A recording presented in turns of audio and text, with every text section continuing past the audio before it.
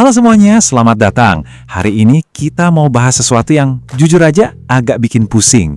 Ada sebuah paradoks besar di ekonomi Indonesia saat ini. Di satu sisi katanya fundamental ekonomi kita itu kuat, solid. Tapi kok nilai tukar rupiah malah anjlok ke titik paling lemahnya? Nah, mari kita coba cari jawabannya bareng-bareng.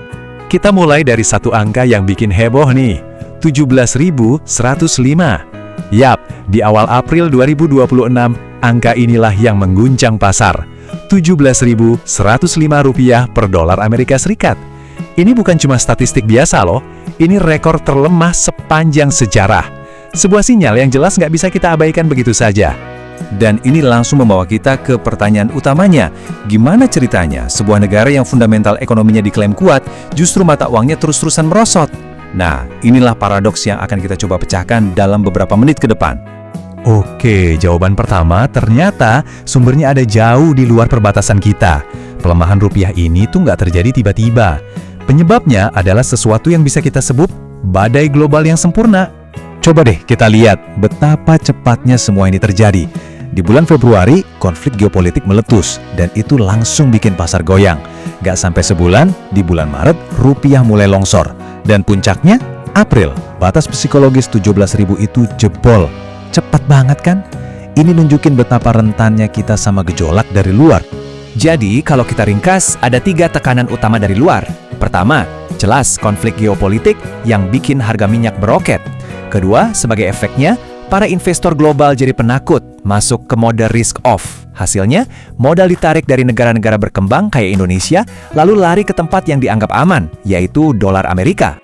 Tapi, tunggu dulu. Nggak adil juga kalau kita cuma nyalahin faktor luar.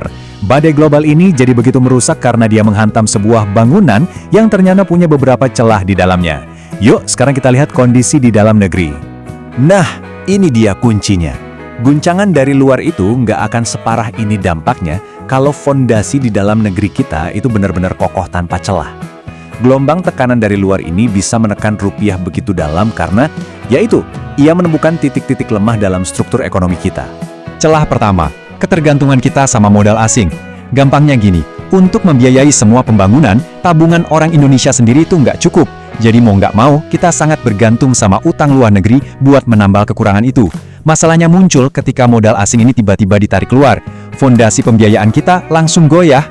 Nah, ini bagian yang menarik. Ada teorinya loh.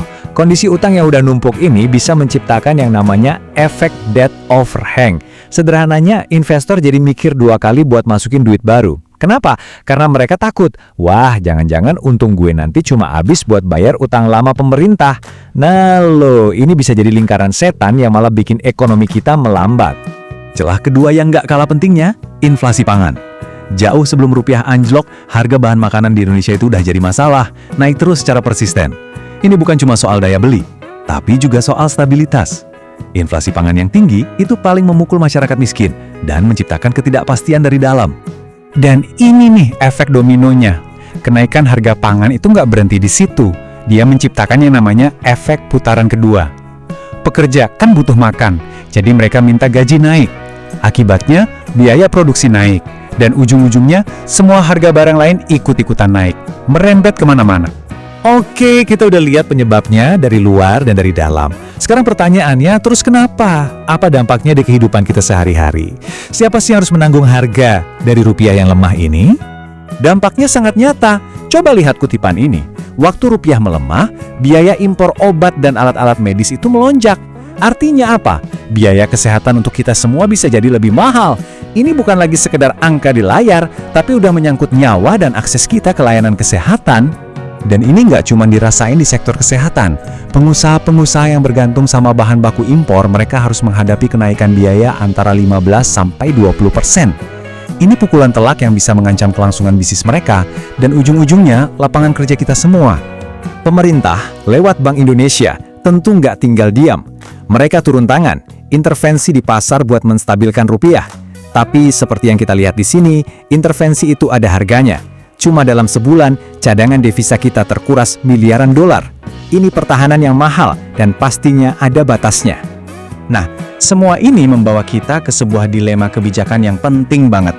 Apakah respons yang kita lihat sekarang ini solusi jangka panjang?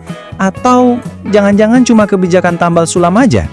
Di satu sisi, kita lihat ada respons jangka pendek yang sifatnya reaktif, intervensi pasar, tahan harga BBM. Ini ibaratnya nempelin plester di luka yang dalam. Di sisi lain, ada tantangan jangka panjang yang jauh lebih mendasar. Gimana caranya kita benar-benar mengubah struktur ekonomi biar nggak tergantung impor dan bisa memperkuat ekspor.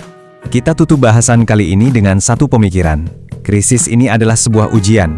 Kalau responsnya cuma kebijakan tambal sulam tanpa menyentuh akar masalahnya, maka yang melemah itu bukan cuma nilai rupiah di layar monitor. Yang jauh lebih berisiko adalah terkikisnya kepercayaan rakyat, kepercayaan kita semua. Pilihan mana yang akan diambil? Hanya waktu yang bisa menjawabnya.